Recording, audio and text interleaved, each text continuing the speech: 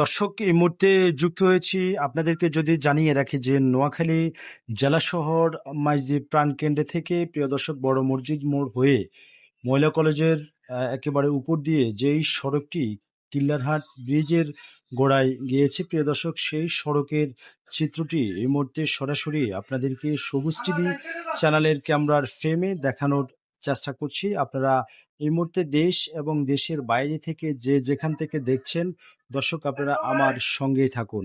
দর্শক, দেখতে পাচ্ছেন রাস্তাটা এতটাই বেহাল অবস্থায় আছে।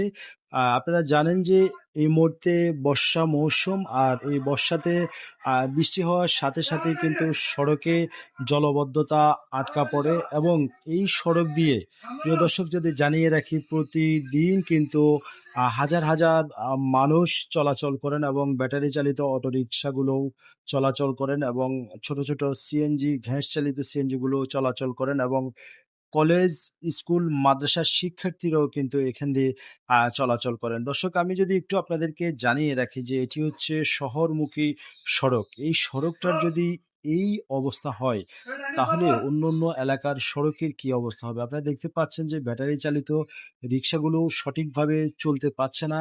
প্রতিনিয়তই কিন্তু ছোটখাটো সড়ক দুর্ঘটনা হয়। আজকে আমি আপনাদেরকে মহিলা কলেজের মোড় থেকে একেবারে কিল্লারহাট ব্রিজ পর্যন্ত এই সড়কটি দেখানোর চেষ্টা করছি। আপনারা আমার সঙ্গে থাকুন।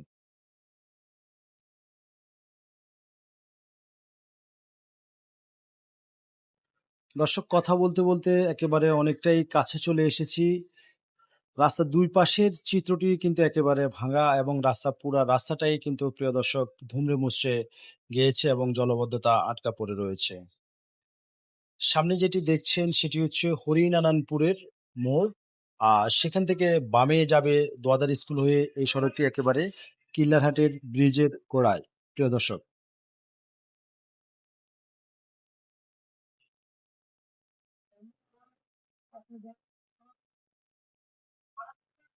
এটি হচ্ছে হেঞ্জুর মোড়।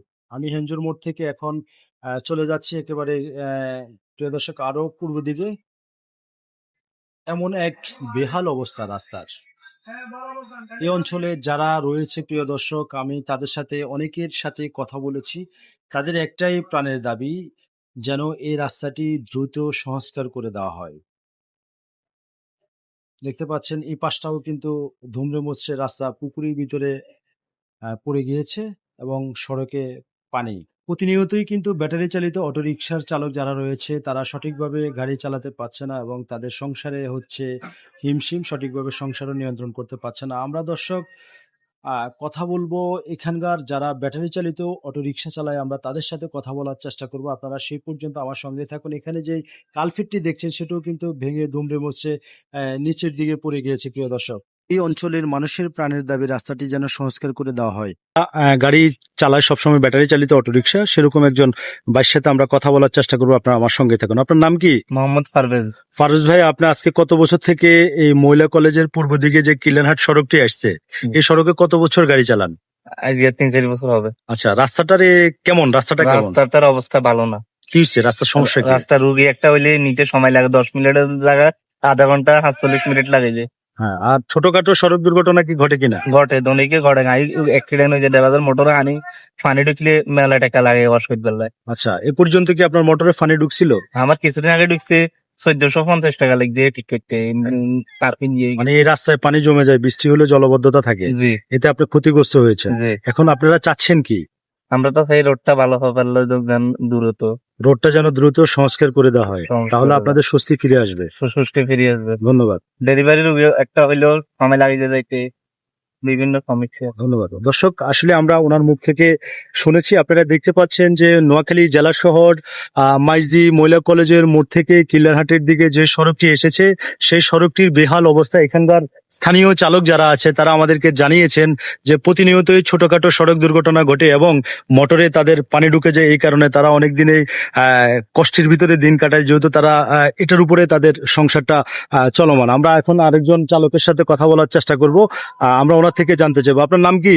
জরুল আচ্ছা, কত বছর থেকে এই রাস্তায় গাড়ি চালান? 20 বছর। 20 বছর না? আচ্ছা, এই রাস্তাটা কেমন? এই রাস্তাটা তো সব ভাঙি, সব পুষো হয়ে রয়েছে। ও 3 মনি হাট লাগাতে। আচ্ছা, এখন আপনারা আপনারা চাচ্ছেন কি? আমরা রাস্তা চাই, আমরা বহুত কষ্টে আমরা দিন কাটাইতেছি। এখন আপনাদের চাচ্ছেন কি সেটা বলেন। এই রাস্তাটা ঠিক ঠিক হইবার জন্য মানে চাচ্ছেন যেন হ্যাঁ। রাস্তাটি সংস্কার করা হয়। হ্যাঁ